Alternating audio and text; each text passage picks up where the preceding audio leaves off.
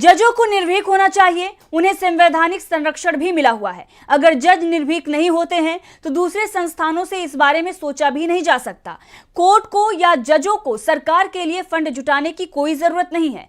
Supreme court के justice Sanjay Kishan Kaul की यह टिप्पणी वर्तमान व्यवस्था पर बड़ा तंज माना जा रहा है। तो क्या कहा है जस्टिस कौल ने, देखिए इस रिपोर्ट में। सुप्रीम कोर्ट के जस्टिस संजय किशन कौल ने कहा कि सुप्रीम कोर्ट और उसके जज को सरकार के लिए फंड जुटाने की जरूरत नहीं है। उन्होंने साफ शब्दों में कहा कि सुप्रीम कोर्ट और उसके जस्टिस सरकार के लिए फंड कलेक्टर नहीं है। कौल का यह भी कहना है कि सुप्रीम कोर्ट और उसके जजों को सरकार के लिए फंड जुटाने की कोई जरूरत नहीं है।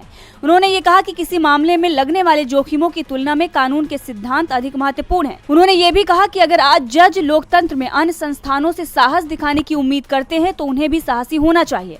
न्यायाधीशों के पास उनका समर्थन करने के लिए संवैधानिक संरक्षण है। उन्होंने इस बात पर भी जोर दिया कि अगर न्यायाधीश साहस का प्रदर्शन नहीं करते हैं तो अन्य संस्थानों के लिए इसका पालन करना मुश्किल होगा।